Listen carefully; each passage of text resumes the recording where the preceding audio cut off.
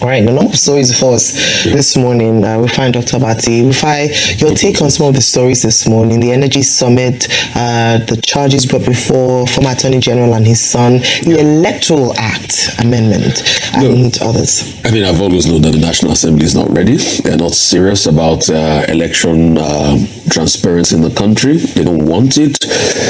We remember the hassles Nigerians went through before they even passed this Electoral Act we're currently using now. You remember how some of the lawmakers then lied that they don't have internet in their villages, so transmission was going to be a problem. Yeah. Remember. So I think what they're probably going to do is they're going to rigmarole, and it's going to be like 2019 all over again.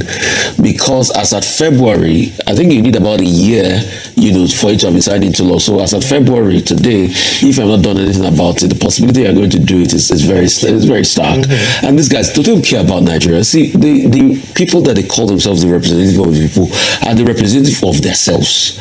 And as long as they can go there, take constituency project, that's all they know about. You think they care about you and I? They're not there to represent. So when people frolic around these people and say they're representing you, I mean, it's a joke. It's a joke. They are busy rubbing legs here and there. That's what they're concerned about. So I'm not surprised about what is going on there. All right, Dr. Matthew. Okay, let me start with the electoral bill, which I've repeatedly said on this program is very urgent because also of the crisis of time. Now, what the law says that the electoral bill must be in place at least about 360 days, 180 days before the commencement of the next election. And there are those who have argued that it looks like this National Assembly is playing games with Nigerians. Namely, that the time will run out, as it did instructively under President Muhammadu Buhari in the year 2019, I think, 2018, 2019, ahead of the elections that year. And the folk wisdom is that a government that came in through a particular electoral act will not want to go and tinker with it in such a way that it will affect his own fortunes. Now, the cynics are saying that this proposed, amendment to Electoral Act 2022 is talking about real-time transmission of electoral results, of election results from polling booths, from wards, beavers, technology, upgrading technology. And as if that were to be done, then of course the government will hold the wrong end of the stick. Two, that electoral offenders will get stricter penalties. Now the same politicians that rig the elections, they don't want them to go and come up with a law that would not favor them. And then of course other provisions that have been recommended by civil society.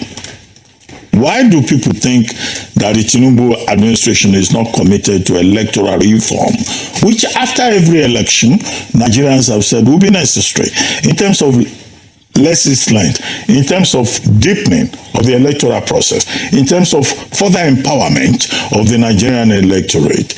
They say that even the House of Reps, which in December had already said, it has done its homework and it was ready. Do you know that the House of Reps has now come back to say, there are further amendments that we need to make? So now add to that, to the rigmarole in the Senate. In the Senate, the first time the matter was tabled for review, the chairman of the Electoral Matters Committee conveniently did not show up. Then another committee was set up to go and review whatever was submitted. That committee came back. Now an ad hoc committee, 7-man committee was set up and given 3 days, which expired yesterday, to present its report. Yesterday, Nigerian senators spent 4 hours on the same subject. Then they came back and said, we have not resolved it. We will continue on Wednesday. You cannot blame Nigerians who are suspicious. What Nigerians are saying is that there are aspects of that law, in terms of processes, in terms of institutional responsibility, in terms also of, representation, that will have to be addressed. So, delay, they say in law, defeats equity. The equitable remedies that Nigerians are looking for in terms of the electoral process, this National Assembly is delaying it.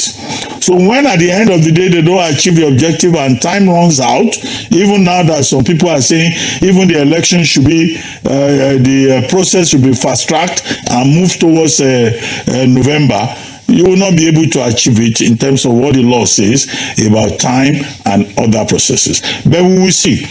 And if that is what this National Assembly does, we will say that the